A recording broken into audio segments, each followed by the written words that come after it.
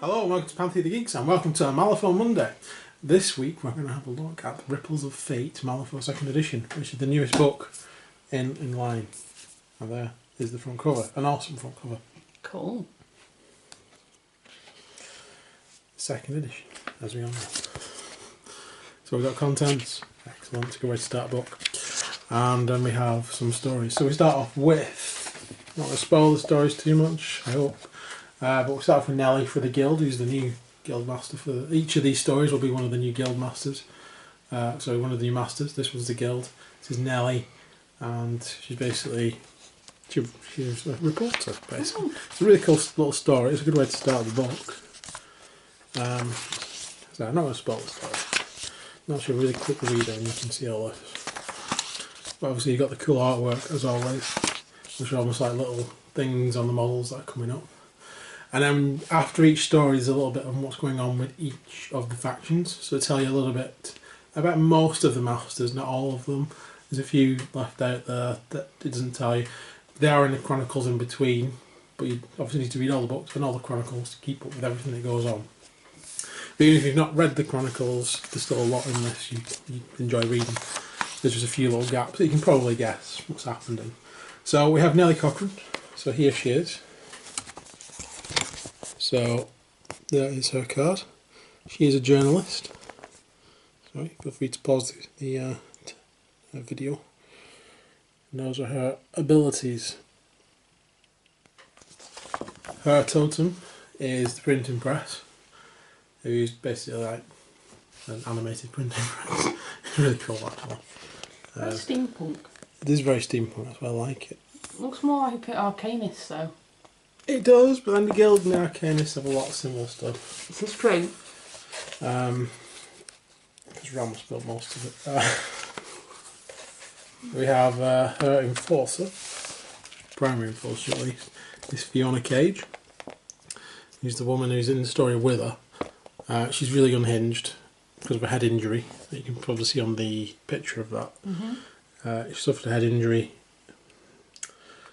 If I told you how, it would spoil the story, so I'm not going to tell you. Then we've got Alison Dade, another journalist. Oh. Wasn't Molly a journalist? She was. Molly. He says knowingly. Yeah. Because it does say that in this. Oh, well. right, okay. There is some crossover. We have the field reporters who come with obviously the sets. There we go. And then we have the Death Marshal Recruiter. He looks like an amazing model. And he's perfect for going with Lady J. Because he's a guild marshal. Oh. Those are his abilities. Because again, it does mention he's in the story that they're being sent out basically to find more recruits because of the overtaxed guild armies. Yeah. Because the guild's definitely on the back foot at the moment. I think that'll change in the next book. This one's all about the other factions really sort of getting ready to... Yeah, they've been pushing back at the guild a lot. And the new governor doesn't turn up to the end of this book, which is a really interesting story. It's just right at the end. It involves Lucius as well, obviously. Yay. But next up, and the last of the guild new models, is the Witchling Thrall, who obviously goes with Sonia, who's unfortunately quite absent within this book. Oh. It doesn't mention what's happened to her, but she's mainly unconscious for most of it. So, and then we have a little bit about the Unjust Union. This is obviously the Malifaux Tatter, which is one of the papers in Malifaux. If you haven't guessed, it's probably the paper she's working for. Yeah. And then we have all the upgrades and stuff for the... I'll not go through these because they come with the box set, so when we get the box sets we'll go through them. Yeah. But suffice to say, she's a very interesting... She looks like she's going to be a very interesting master to play. She's very different from the other guild masters I've found. Just from reading the rules, obviously I haven't played her yet. But then next up is Reva, for the Resurrectionists. She's awesome actually. I do like this one. I wouldn't mind this box set. So then there's her story. I don't really want to... Again, I keep saying I don't want to spoil it. Briefly, she She's different from the other resurrectionists in that she actually cares about the undead. Most of them just use the undead or the spirits to their own ends and don't really give a crap. I mean, there's some, obviously Molly's a bit more caring, Kira's a bit more caring, but Reva really does care about them.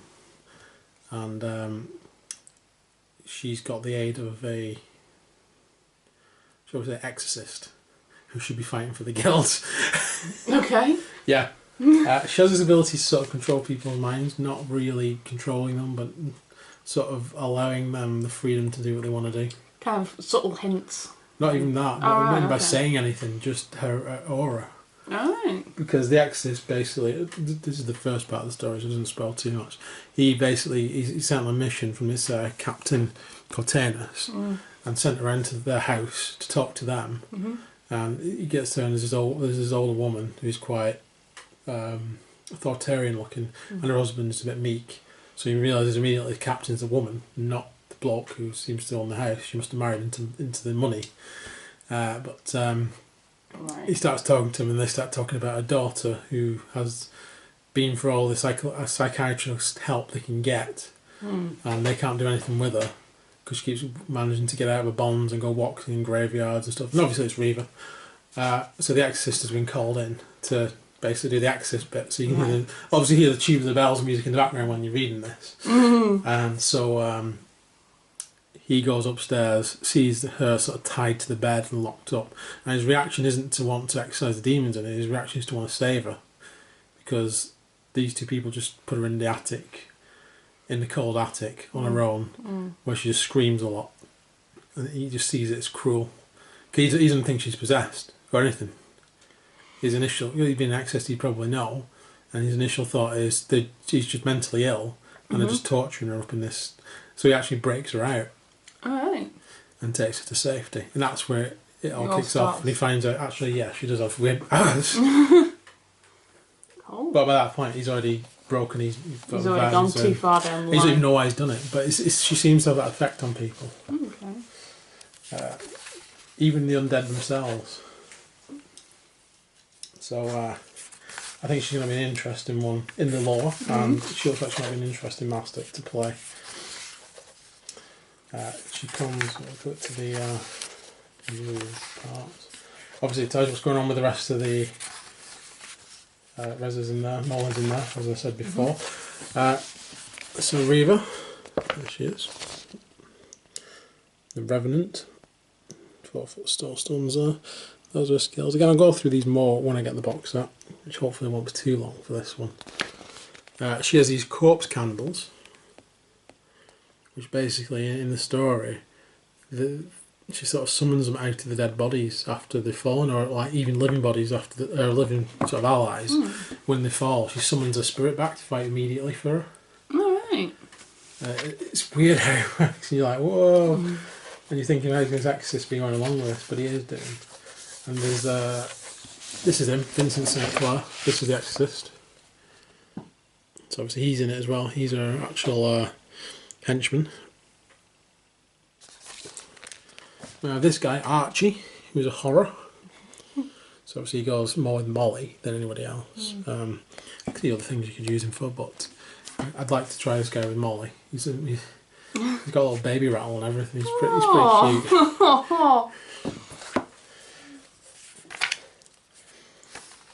I think he's one of the Morning's experiments, to be honest. And then we have the Shield Bearer, who is one of the models from Reva's set. And they're actually carrying the shields of the big Guardians, the big robotic Guardians. Alright. Because a lot of them got like destroyed where they were, so they picked up the remains of these things, and they're carrying these massive oversized swords and shields. It's very Final Fantasy. And then we have the Draugr, who I don't think they really belong. I think they can go be revenants or horrors.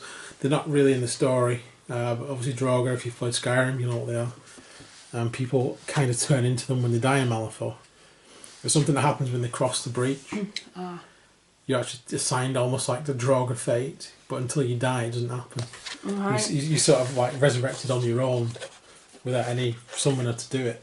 You just come back from the dead. Oh, right, okay. And turn into this monstrous undead. And then we have Gorior, who is a spirit retainer. There we go. And is obviously for use with Kyrie. I'm going to say it looks very oriental. Kyrie. And then we have the Revenant upgrades, etc. So again, we'll go through these when and if, more when, hopefully, than if we get the models. So next up is Burning Knowledge, which is Sandeep for the Arcanists. And he's an interesting character as well, actually. I don't want to spoil it too much. Just start his story in on Earth, should I say, and how it all kicks off, and basically a vendetta that's been against him. He's actually fairly powerful. He can summon a lot of the different elementals and jinn and stuff like that. So and he has this bell. It's kind of like a bell kind of thing, which can summon this jinn, this big totem, which you'll see from the pictures if you haven't really seen it.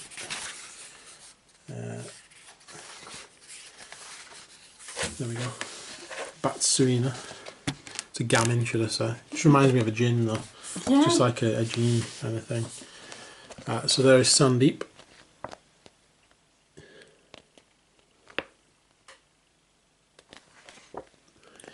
And there is Banasuva. I'm not sure I'm saying any of these names right, so I apologise as normal with these names. I'm rubbish. That's his totem. It's basically a monstrous thing that comes out and just burns everybody. So, yeah. Wow. Basically, it feeds on anger. Right. And as soon as you pick it up, it starts telling you to do things. So unless you're really tranquil and calm, you can't resist it. Right. And his master's been carrying it for ages, and he gives it to him to see what will happen to him. And he does manage to resist it at first.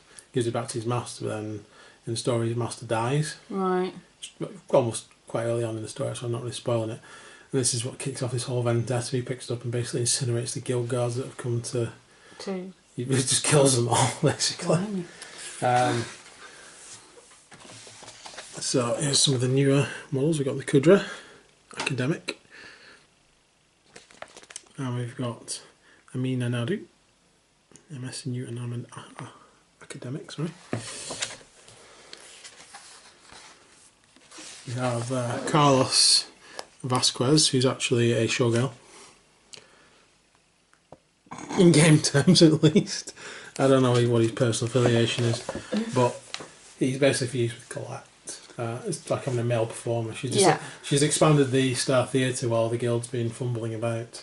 Right. And she's had a bit more freedom because Ramos is buggered off doing something. Basically, he's rebuilding his giant spider. His giant Wild Wild West spider. Right. He's rebuilding that. Right. And Fire Girl's in charge. Oh, Karis. Yeah, Karis is in charge. So Colette's sort of like just done a deal with Karis to have a bit more freedom in the smuggling trade. Right. But it's opened up her ability to sort of concentrate on the Star Theatre as well. So she's expanded that and hired more performers. And decided to get some male performers in so she can get some female clientele coming in. Yeah. So he's like the first male showgirl. So there we've also got the Poison Gamin. Cool. He's also a beast, by the way. Beastie. Yeah, just for any Marcus fan, it's classed as a beast. We have Shaztar Vidya Guard. There we go.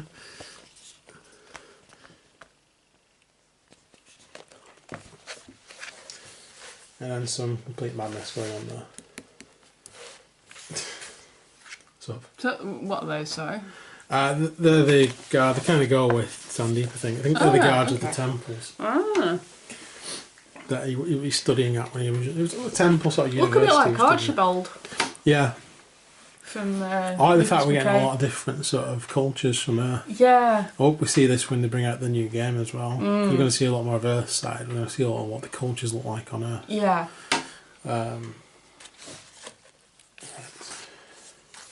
It's got the academic upgrades, Gamin upgrades. See these 0 point upgrades things are getting, especially so you can attach upgrades for nothing to existing models. It's kind of a bit of like an update almost in a way. But there's some abilities in this book where you can feed off upgrades as well, so it's kind of useful. And we have the Return of the Queen, not the Return of the King. Titania, Neverborn. She's not really a Neverborn, but there we go. That's. Oh, okay. If you don't know, she's one of the Fae. She's the last of the Fae, who are kind of the precursors to the Neverborn. Neverborn are kind of an offshoot of them. The Fae don't exist anymore. Something really bad happened to them. Really, really bad. I probably think that's probably linked where Soulstones came from, but they haven't outright said that yet, I don't think. Alright. But anyway, Titania, the Neverborn. I said she's interesting. She's upset with power balance with the Neverborn. Especially, well, Lucia's not bothered at the moment. That might change. But certainly Lilith's not happy. Pandora's loving it. Yeah, she's crazy. Pandora? She's crazy. You need to read that. Okay. Some of the Neverborn have flocked to Titania's banner. Alright. Just like, not the Masters, but the other Neverborn, the low level ones. The low level ones are kind of flocking to her banner. Right. Claudi's, I don't know what's going on with him, but it's quite interesting. He's suddenly decided he needs to go and look for his own sort of instructions. He's lost all the joy he has in creating automatons. Right. He's making them, plonking them on the shelf. He used to make them with care and love. That wasn't shown to him, but now he's become jaded. Right. And he's realised that himself. He's actually looked at himself and realised he's become jaded and thinks his purpose was more than just to entertain children. Then he wants to go and find his, I think, the original workshop where his master is. So I wonder what's going on with him. I don't know. It could be an interesting side plot. But here's Titania. She's a master, she's undead, and she's Fae. Obviously that. Impossible to wound, flight, thirsty roots, rejoicing rebirth, wicked silence though. Again, this is a kit I would quite like. We might have to fight over this one, don't we? Yeah, well, Neverborn's half and half, isn't it, Yeah. really? So it's whether you like it more than me. Well, if you want to, I'll let you Alright, have it. yay! Oh, it's a good kit though, so I wouldn't begrudge you. Gora is her totem, giant serpent. And then we have Assailing. It sounds like Games Workshop's named her. Assailing, it's like elf but with an A in front of it. Essin. I don't know whether the A or the E is silent or what. She's the henchman. She features in the story, obviously. She's like a protector and bodyguard and doorman and primary witch and general dog's body. And then we have basically our three other servants, which basically are dead at the beginning of this. And she uses the resources she's got around her, as in the people that were stood there when the place opened up, to remake them. So we have the tooth. Like a tooth fairy. We have the claw. And we have the thorn. Cool. And they look like they're going to be really cool models. It's kind of like Fiddly. a cross between Poison Ivy and Harley Quinn now. Yeah. The other Neverborn models we got the Bandersnatch. Which is a cool name for anything. Yeah. And next is Jabberwocky. No. I think Jabberwocky's already in this actually. No, we've got the Bandersnatch. He's a spider in this. Yeah. We've got a Will-o'-the-Wisp. Oh, I want the Will-o'-the-Wisp. We have a Will-o'-the-Wisp. Yay! I think they come in a box of 3 actually. What do they? Yeah. I only want one. They sort of drag people around into swamps and stuff. Yeah, but I like Will-o'-the-Wisp. I don't think he looks like that. Maybe he does, I don't know. And then we have the Rugataro. Big, horrible Neverborn dogs. As opposed to the small, horrible Neverborn dogs.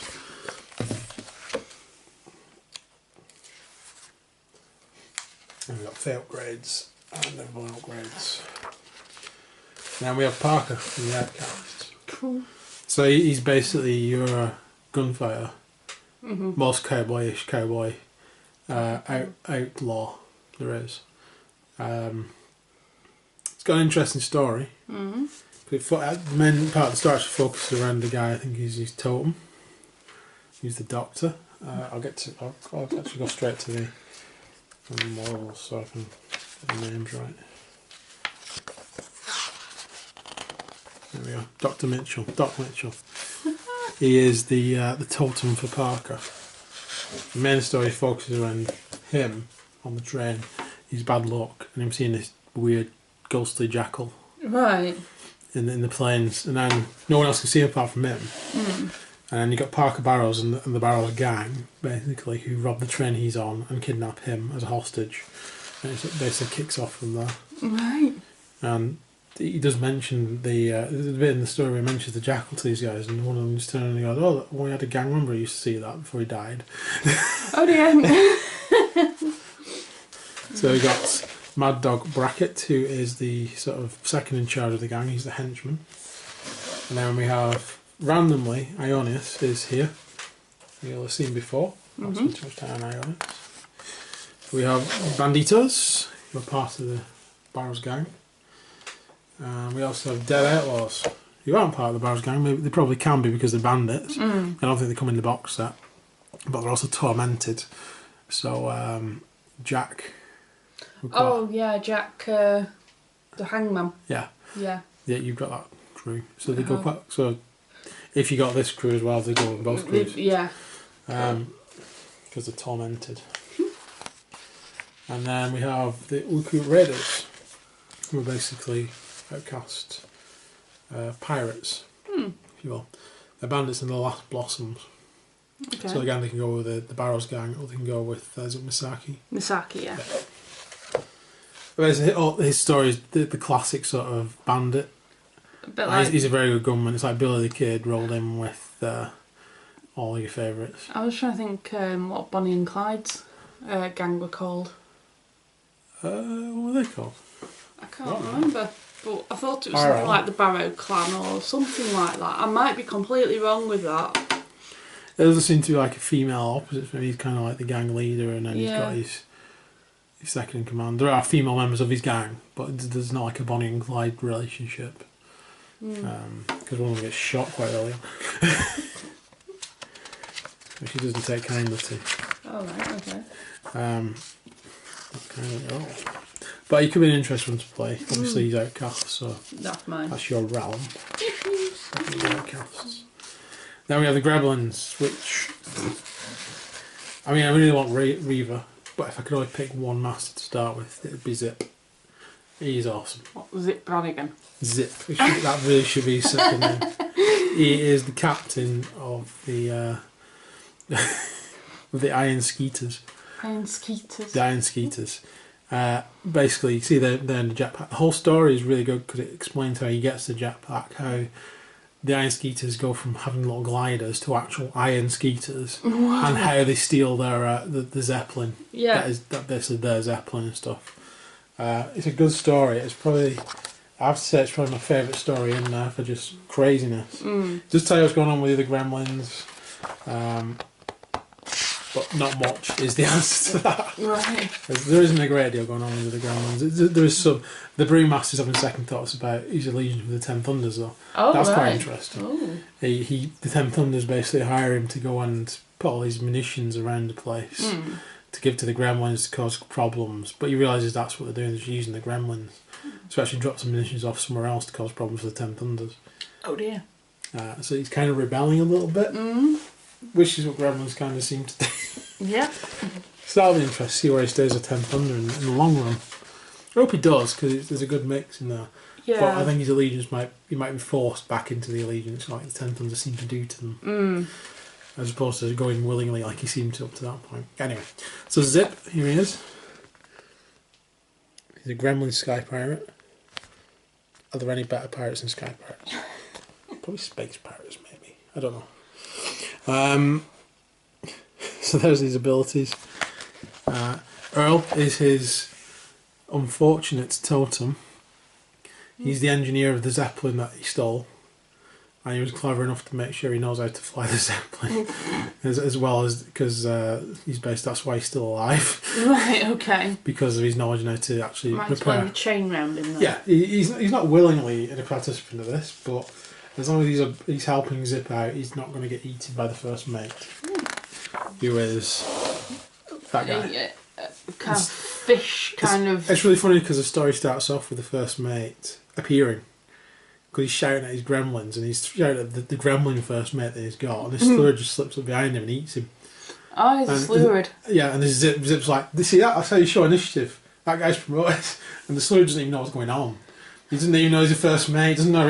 He just knows these gremlins are feeding him, so he's hanging around with them. They're giving him like pork and stuff to stop him from eating the gremlins. Brilliant. So, and he's adopted this sort of hat and this coat all, and he's. It's brilliant. Actually, it's really funny. I really want this crew. And then you got the iron skeeters themselves, which look like they're probably going to be a nightmare to fit together because the actual skeeters are. So I don't know. If I did buy this box set, you'd be putting it together on your own. I might be screaming by the time. In a padded room. By the time I've done the iron skaters, but we'll see how they go together when we get it. But yeah, it's just there's just potential for airborne pirate gremlins. It's just amazing.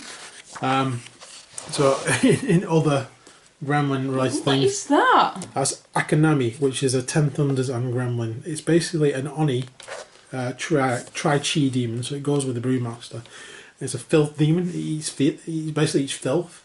These things were sent out to cause the gremlins problems, I think, but actually they're not that bothered because they turn up, they're in like the pig troughs, and eat the pig crap and the leavings that the pig leaves behind. So is this a bit like a Studio Ghibli kind of thing? Yeah, this is turned Studio Ghibli-esque, yeah. So it's basically the filth demon. Yeah. But the tiny little ones.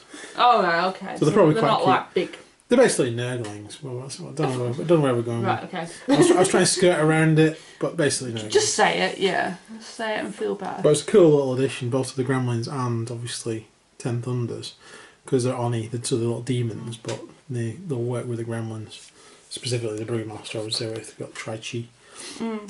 Then we have the Banjonista.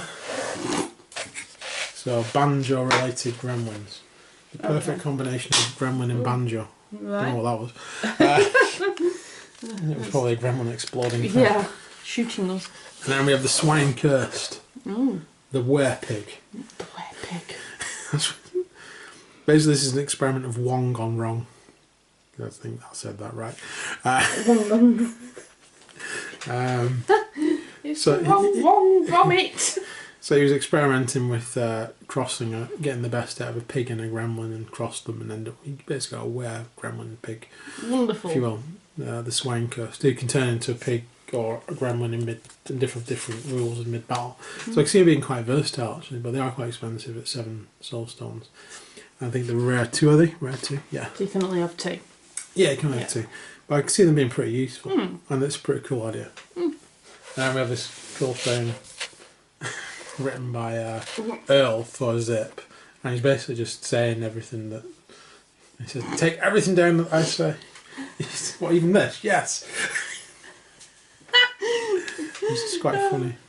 He's doing a Simon Pegg in Zip Fuzz. Yeah, basically, and Zip is basically he is Zip Brannigan. That's one of the best sort of allergies I've heard.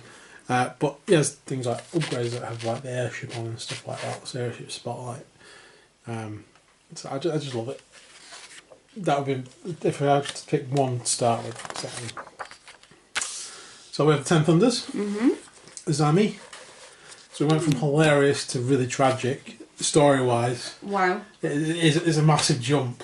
I suppose you need something before the tragic though, don't you? You need an uplifting or funny story before you go boom. There are a few funny stories in it, a few little things, but the funniest one is the gremlin, and probably the most tragic is this one. Yeah. It goes, hey, bang. Yeah. So, like a lot of you can see from the picture, you think this isn't going to be a happy ending. It isn't. Basically, she's just a normal girl defending a shrine, and it all goes wrong thanks to the Arcanists. Oh. Basically, the Arcanists in this book are causing a lot of damn trouble. Since Caris has took over them, they've become very militant. But Caris is very she is that way out, isn't she? Though she's that way inclined. They become very, very militant, very forceful, and they're treading on everybody's toes.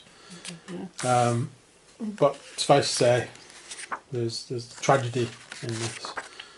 But she's just tragedy from birth, really, because her mother dies at birth. Right. And this little guy is the guy that decides to save her life. It's actually a little demon that's been using her mother. Amanjaku. Yeah. And that's what he looks like. And he's a totem. But he's doing it to try and get into the material world, basically. Right, okay. So he's using her. He is only using her. And he does try and keep her safe, obviously for his own ends, by recruiting the dead spirits of everybody who dies near her to warn her of danger. So she's constantly got these spirits talking to her entire life. She sees the lights and stuff. That would be enough to turn anyone completely cuckoo, wouldn't it? Basically, that's what's going on.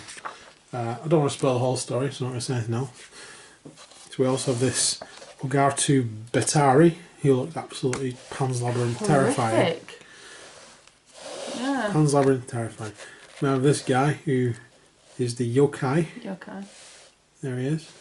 I presume Are that's... those ears? I think that's a weapon. Oh, it's a weapon. I was going to say. I was going to say, it's an evil blue Yoda or It is, yeah. yeah, they're on steroids. Then we have the Terracotta Warrior. I think that's actually a cool addition. Terracotta Warriors. That's funky. I like the idea. Yeah, that's kind of like a nod to history, isn't it? Yeah, the mimics. So, of the Ten Thunders. And we've got Sun Quang? I don't know, sorry. Apologise for murdering that name. It'll be Quang, won't it? Who's a retainer. And then we have the last Oni in here, which is Yasuni. I'm sorry. But that's a 12-point model. I did see the model on the site during the Black Friday thing. We didn't get any Black Friday deals this year, unfortunately. We've still got about 2 models we haven't put together from last year. But that's that was on show on that, and it looked really cool. So Oni Obvious Obfuscation, the Tata, which is mouth paper again.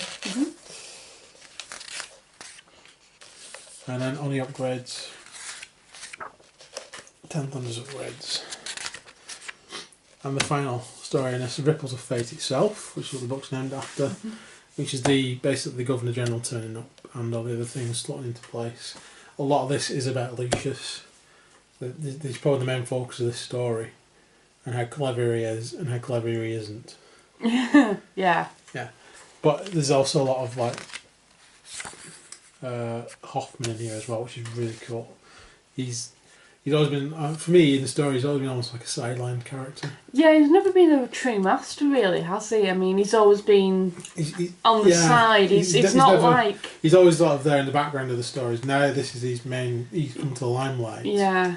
And in short, we meet with a new governor. He's been running the place. Even though Lucius has been running the place, he's actually the one that's been signing the checks, making sure people are paid, getting shipments out, doing the hard work.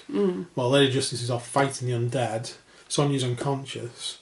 And was Perdita there? Perdita is off fighting the Neverborn. Right. Basically, with the one thing that's happened with the Gremlins and her is that Gremlin Perdita, Ophelia, has been clever enough to, because they're getting attacked. You remember the red cage?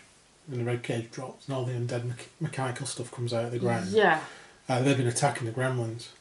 So what Ophelia did was lead them towards the Ortego Ranch. Right. So she's basically set them off against each other to give the Gremlins some breathing space, which is quite clever actually. Very clever, yeah. So Perdita's trying to be dealing with that a lot basically. So everything's dropped on Hoffman, who had the smallest division of the guild, who's now got a proper division of the guild, and I think out of all the other masters, the Governor General likes him the most because he's actually the one who's actually kept things running for the guild. Yeah. Not that he dislikes the other masters and stuff, just that they've been rather absent for good reasons, but still rather absent. And Lucius is now part of the Neverborn. He's kind of gone half and half. He's been playing at being in charge, and the Neverborn think he's in charge. That's part of the story as well. That he may have just lost some of his power. Oh dear. So it's how he's going to play it now. Because it's not something I don't think you think he likes a challenge. I think he does. I think because he thought that when the new governor would turn up, he'd basically be wrapped around his finger in a minute. Duplicis? He does duplicate. Oh yeah, he's got a dual nature. Yeah. But yeah, so a lot of this is about Hoffman, a lot of it's about Lucius. You learn about Ryle in this. Oh, Hoffman's brother. Yeah, Anna Lovelace is in this as well. Right. Which is interesting. I don't want to spoil. I'm going to tell you what happens. But it's good. Good thing going on. it's got quite a sad bit at the end with one of the characters you've been following through the story. And then it goes on to what's going on right at the end with Lucius, and that's pretty much where this book ends. With Lucius snapping a pencil. So you can see he's a bit frustrated. A bit frustrated? Yeah. So that is the book. So we've got a new master for every faction, which is cool. We've got a few new models in there as well for different things, different masters that exist. There isn't a master in this book. I don't think it will be cool. Yeah, I think it's quite good that they brought out new masters because it was getting a bit stagnant with the same old masters and a couple of keep adding on. Yeah, a couple of add-ons and stuff. So yeah, like you said, the fact we've got some new masters is cool. It's probably brought a bit more mix into it because what they could always do from this is like the masters that are probably growing away from their own factions, either switch sides. They'll probably become dual faction. Yeah, dual faction switch sides, or make it a different faction completely. Who knows? Who knows what's going to happen? But it's a nice living story that Malifaux's got. It's one of the things I do like about it. It does keep evolving. Yes. Because, like you say, Lucius was just a guild master. He was a guild henchman. He was a henchman to start off with, and then became the master. And he was master of both Neverborn and guild. Well, I think that became apparent in the last one, wasn't it? The Twisting Fates. That's when you realise that he's not human. Let's face it, he's not human. Oh no, not by a long shot. But we don't know what he is. Yeah, neither does any of the other Neverborn. No, so which is an interesting twist. I find this.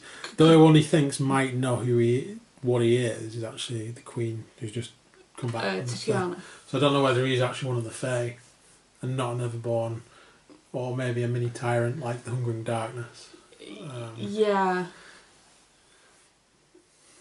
But we'll find out. But anyway, it's a really good book. So we'll go through the individual cards when we actually buy the box sets and stuff.